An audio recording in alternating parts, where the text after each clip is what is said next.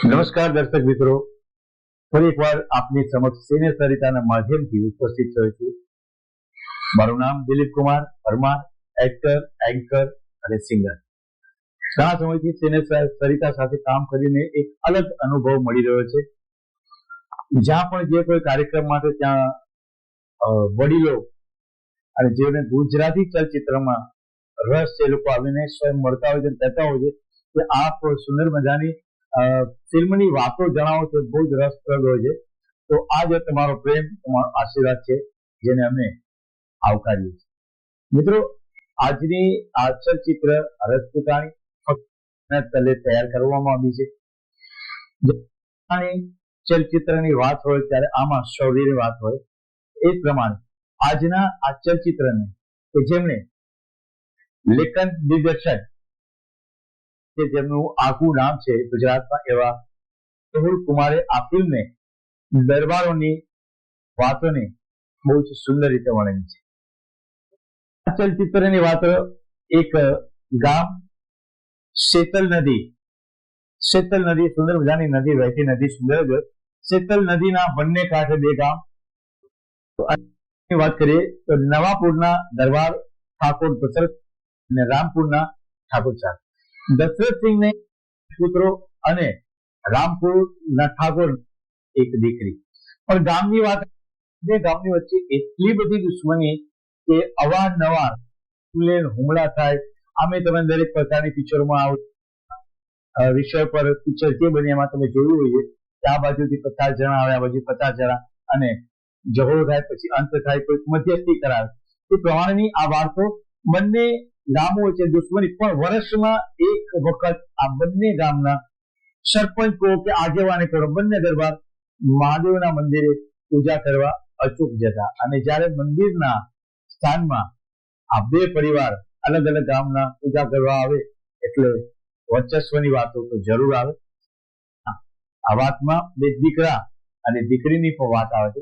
એ પણ પોતાના સંતાનોની વાત કરીએ તો દશરથથી પોતાના બંને સંતાનોને, એક પુત્રને સંગીતની તાલીમ આપે છે અને બીજા પુત્રને શૌર્ય એટલે કે રાજઘરાણાની એક મોભાને જાળી રાખે એવી લડાકુ ટ્રેનિંગ આપે છે. જ્યારે બીજી બાજુ બીજું ગામ આપણે વાત કરીએ તો રામપુરમાં પણ જે ઠાકોરની દીકરી છે, એને પણ એક શૂરવીર બહાદુર દીકરીની જેમ ઉછેરી છે.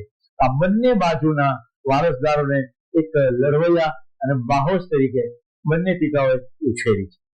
પોતાની ફિલ્મની વાત કંઈક આવી છે, જેમ મેં તમને ની વાત કરી તો પેલી કહેવત પણ છે, અડધી જ છોડી, પૂરીને કહું કે ગામ હોય ત્યાં, તો આવું ગામ હોય ત્યાં ક્યાંક માથા ભારે તત્વ પણ હોય. ત્રાસ ગુજારનાર મંગલસિંહ નામનો ડાકુ જે અવારનવાર ગામમાં ચડાઈ કરે. બંને દરબાર પરિવાર મજબૂત, પણ હુમલાનો સામનો કરો, ડાકુનો સામનો કરો એટલો આસાન નથી હોતો. જ્યારે એ મંગલસિંહ આ બાજુ દશરથસિંહના ગામમાં હુમલો કરે છે તો હુમલા દરમિયાન દશરથસિંહના બંને પુત્રો એનો સામનો કરે છે, પણ જે તૈયાર થયો છે લડવા માટે એ દીકરાનું આ ઝપાઝપીમાં અવસાન પામે છે. ત્યારે સંગીતકાર, જેને સંગીતની તાલીમ લીધી, એ દશરથસિંહના પુત્રને એક જવાબદારી આવે છે.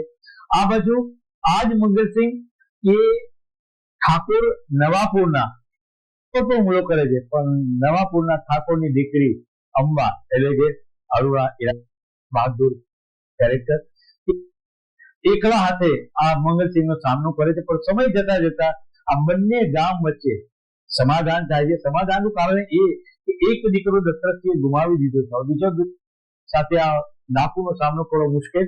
તો બંને ગામ એક થઈ સંગીત પુત્ર અને આ અંબા બંને ભેગા થઈ મંગલસિંહનો સામનો કરે છે, મંગલસિંહને પરાસ્ત કરે છે.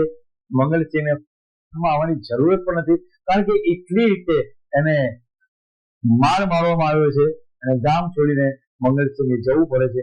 આ સુંદર મજાની વાર્તા સુંદર રીતે મેહુલ કુમારે વર્ણવી છે.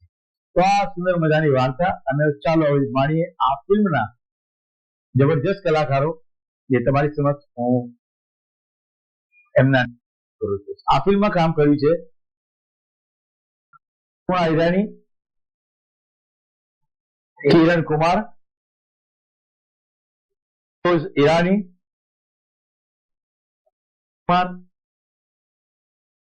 શેખર પુરોહિત, દેવેન્દ્ર પંડિત, રણજીત રાજ, ખટાવ, સૂર્યકુમાર, મહેમાન કલાકાર તરીકે મેહુલ કુમારે સ્વયં સુંદર મજાનો અભિનય આપ્યો છે.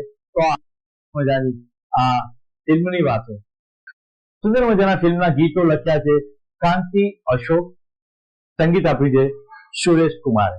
સિને સરિતાના પ્રાયોજક છે Ruku herbal products, gold hair oil અને ડાયમંડ મસાજ ઓઇલ. સવારની લહેજત, ગરમાગરમ ચા અને વ્રજકિશન ભૂમિ અખબાર. વ્રજકિશન ભૂમિ, સિને સરિતાના મીડિયા પાર્ટનર. વાર્તા રજપૂતાણી આપે માણી. આપનો સાથ, સહયોગ અને પ્રેમ અમને મળતો રહે એવી અપેક્ષા. સમય થઈ ગયો આપથી વિદાય લેવાનો. તો ફરીથી એકવાર જય જય ગરવી ગુજરાત.